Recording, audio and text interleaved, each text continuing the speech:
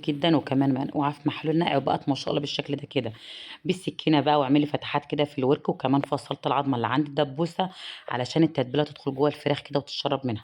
أنا هاقول لِك على تتبيلة لفرخة 2 كيلو أو 2 كيلو من الفراخ، هياخد معاكِ بصلاية كبيرة، كمان معلقة صلصة كبيرة، ومعلقة زيت كبيرة، تمام كده، وكمان البهارات بتاعتي بقى معلقة من كل حاجة، بس طبعًا معلقة صغيرة اللي هي معلقة الشاي دي، ملح وفلفل وكزبرة وزعتر، وكمان كده معلقة كبيرة حلوة كده من بهارات الفراخ، دي بهارات شوي بتيجي من عند العطار، وكمان معلقة كبيرة من السُمّاق.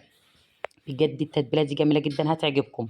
كمان بقى المعلقة اللي ما باستغناش عنها في أي تتبيلات عندي، وهي معلقة من العسل الأبيض، تمام، يبقى ملح وفلفل وبابريكا وزعتر وسُمّاق وبهارات فراخ ومعلقة كده من العسل الأبيض، وبعد كده معلقة كبيرة كمان من الخل، وقلّبي الخلطة بتاعتِك أو التتبيلة بتاعتِك دي بقى، والتتبيلة دي في حتة تانية خالص، جميلة جدًا، هتودّي الفراخ بجد معاكِ، هتقلبها 360 درجة بمعنى أصح.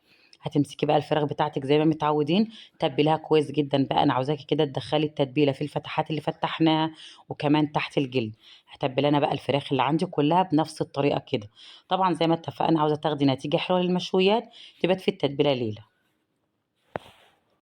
ندخل بقى على الكفتة بتاعتنا، برضه هاقول لِك الكيلو اللحمة هياخد معاكِ إيه، لكل كيلو لحمة هتاخدي له كده بصلاية متوسطة وكمان طماطماية، اضربوهم في الكبة كويس جدًا، وبعد كده صفّيهم من المَيّة وهناخد التفل بتاعهم، وطبعًا أنتم عارفين المَيّة هنعمل بيها إيه.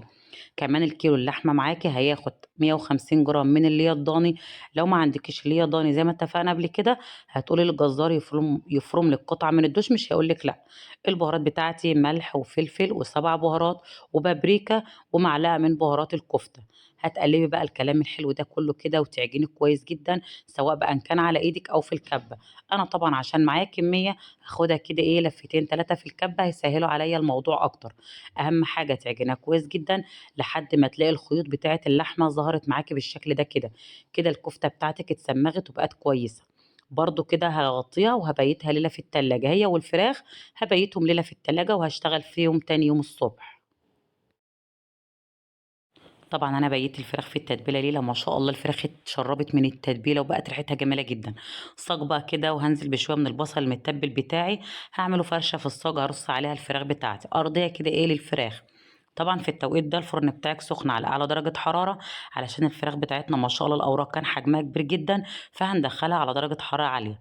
هنرُص بقى الفراخ بتاعتنا زي ما اتفقنا، وهنغطّيها كده بفويل علشان إيه تستوي براحتها، لإن زي ما قُلت لكم حجمها كان كبير.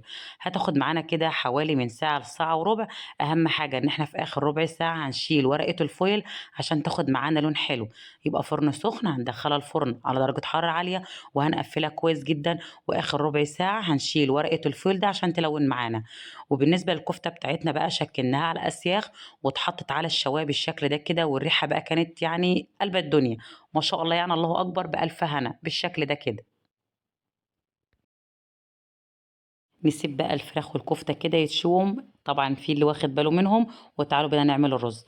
أنا هاعمل كمية كبيرة فهاقسمها على حلتين، الحلة الأولى كده نزلت بحوالي نُص إزازة كده من الزيت، و4 فصوص من الحبهان، ومكعب من المرق، وكمان واحدة ليمون مجفف، وكمان عود قرفة، والبهارات بتاعتي بقى ملح، ومعلقة كبيرة كده من بهارات الكبسة أو البرياني، وكمان ضفت ورقتين من اللورا أنا كنت صادفهم هنا، بس ضفتهم بعد كده. وهاقلّب بقى الرز كده وهاشوّحه تشويحة حلوة كده مع البهارات بتاعتي بالشكل ده كده. بعد ما أشوّح الرز بتاعي كويس جدًا هانزل عليه بمَيّة مغلية، وزي ما اتفقنا لكل كوباية رز بسمتي كوباية ونُص من المَيّة المغلية. هاقلّبه بقى كده وهاسيبه على نار عالية لحد ما يتشرب كل السوائل اللي فيه، وبعد كده هاهدّي النار وهاسيبه لحد ما يستوي معايا تسوية كاملة. الرز استوى معانا ما شاء الله مفلفل زي ما أنتم شايفين كده، وأنا قُلت لكم أنا كنت عاملة حلتين 2، وكفتة الحاتي بقى بالطريقة دي جميلة جدًا من غير بقى أي إضافات ولا أي افتكاسات خالص، طلّعت كده صباع كفتة طري وjuicy حاجة جميلة جدًا هتعجبِك. وكمان الفراخ بقى بالتتبيلة وبالطريقة دي بجد لو ما عملتهاش فايتِك كتير جدًا، جميلة جدًا، والصوص اللي تحت ده بقى في حتة تانية خالص. وطبعًا ما نسيناش السلطة الخضرا بتاعتنا، تعالوا بقى نشوف الوجبات بتاعتنا بتتقفّل إزاي. الوجبات بتطلع بالشكل ده كده ما شاء الله يعني بألف هنا على قلوب كل حبايبنا يا رب كده، وربنا يجعله في ميزان حسنات كل شارك معانا في الوجبات بتاعتنا دي النهارده يعني كده، ربنا يكتبها له كده في ميزان حسناته يا رب. مستنية منكم بس دعوة حلوة كده في الكومنتات بصالح الحال، وقبل أي حاجة ما ننساش نصلي على الرسول.